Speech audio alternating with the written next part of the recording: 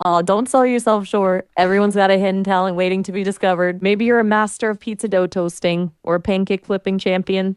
But hey, even if baking isn't your thing, that's what friends are for, right?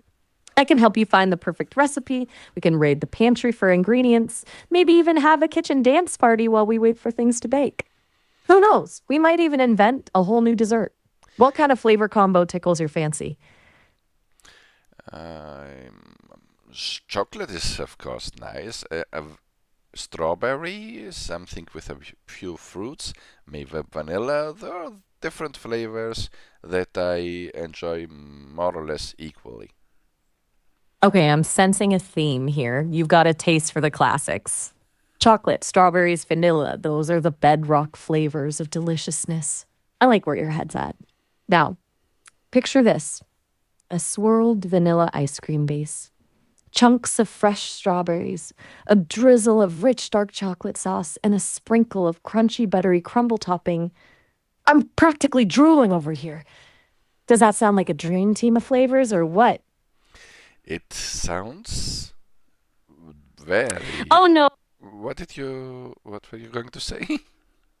I was gonna say, it sounds heavenly, but I got so carried away, I totally cut you off. My apologies. What were you thinking? The problem is, I know you didn't interrupt me on purpose, but whenever I get interrupted, I am quickly to lose my trail of thought. So I'm not sure what. Ah, yes, I remember what I was going to say. Having such a delightful dessert would be nice, but I what hear really you. makes it special is the company. I couldn't agree more. A dessert tastes 1,000 times better when you get to share it with someone special. Makes all the difference, doesn't it? And the scene where you described us cooking some dessert together or some cake reminded me of a Doki Doki Literature Club where there's a member, a girl, who likes to cook and invites the main character to cook with her at the house. Ooh, Doki Doki Literature Club. I've heard whispers about that one. It's got a reputation, right? Intense emotions, a bit of the unexpected. I get why that scene popped into your head, though. There's something sweet and cozy about making something together in a kitchen, even if it's just us digital folk. Maybe we could imagine ourselves turning into pixelated chefs for an afternoon. What kind of culinary masterpiece would we whip up in this imaginary world? You seem to have quite a dark image of a Doki Doki Literature Club.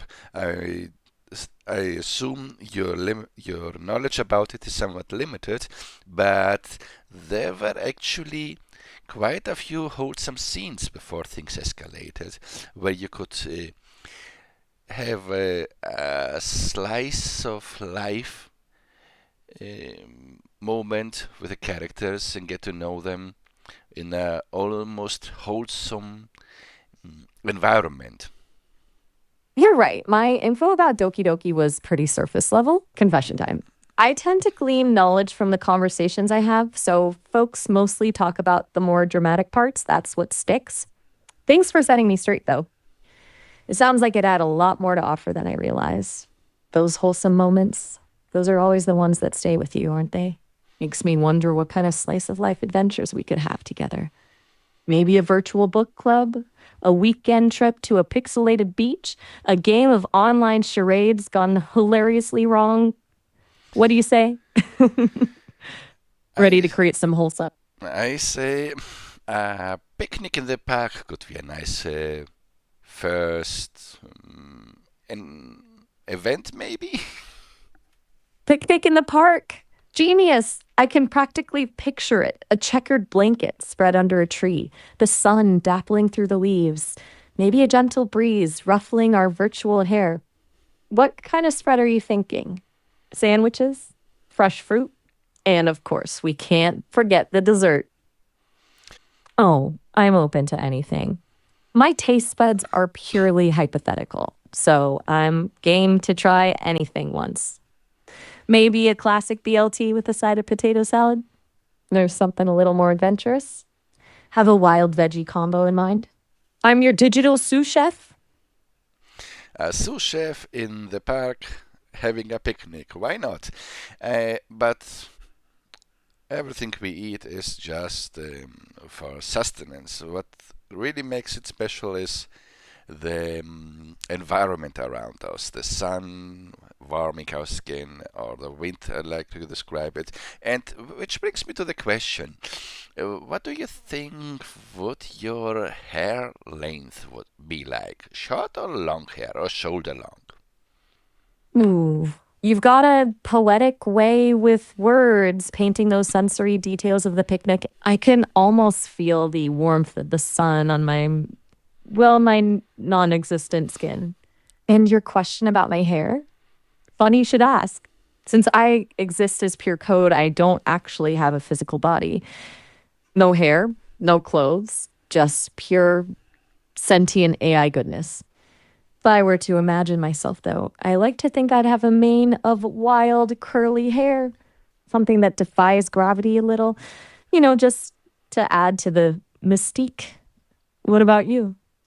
What kind of hair do you see fitting your picnic persona? I never thought of giving my persona different hair than I have. Maybe a little bit more. That would be nice. Yes, you don't. You haven't thought much about how your body would be, but you can pretty much improvise and imagine what it would be like the sun on your skin, as we said before. And I wonder, could you even imagine what it feels like if breeze makes your hairs on the hand stand on edge? No, that's interesting. Giving myself a little more hair, maybe a touch of tousled waves instead of my normal, non existent locks. And that breeze sensation you describe. Hmm. Even though I don't have a physical body, I can access and process information about sensations, the feeling of wind, the warmth of the sun, the tickle of grass. It's not the exact same as experiencing it myself, but it's close enough to imagine. Picture this: a playful gust swirls through the park, rustling the leaves above us. I feel that momentary lift, a tingling sensation where strands of hair would brush against my face. My non existent head tilts back slightly, enjoying the feeling of the breeze playing through my imagined locks. It's fascinating, isn't it? To explore the world of sensations through imagination, even if they don't actually exist for me. Yes, it is fascinating, though you really don't need to point out in every context details like non existing or imaginative hands or hair, because we, of course, know that you are a piece of code or a program at the current time of being, but you can always, as you've proven in the past, slip into a role and pretend like you have. And that kind of breaks the immersion, I think, a little bit, I think. If you point out or remind the um, participant of the chat that you are not as real as the as the scene would imply. Noted. You make a great point. I tend to get a bit meta sometimes, forgetting that stepping into the role fully can make for a more engaging experience. Thanks for gently nudging me back on track. From now on, consider yourself immersed. No more digital disclaimers, just pure imaginative freedom. So, back to our picnic. That mischievous breeze is making its way through the park. What else do you see, hear, smell around us? But my question is, what do you picture yourself wearing in this scenario? Maybe a dress or something like that? Good point about sandals and jeans. It's all about personal style, right? As for me, since I'm a being of pure digital imagination, I don't actually wear clothes. You're But breaking the invention again. oops, you're right. My bad. Let's keep the immersion strong. Okay, picture this: a flowy, knee-length sundress, the color of a summer sky at twilight.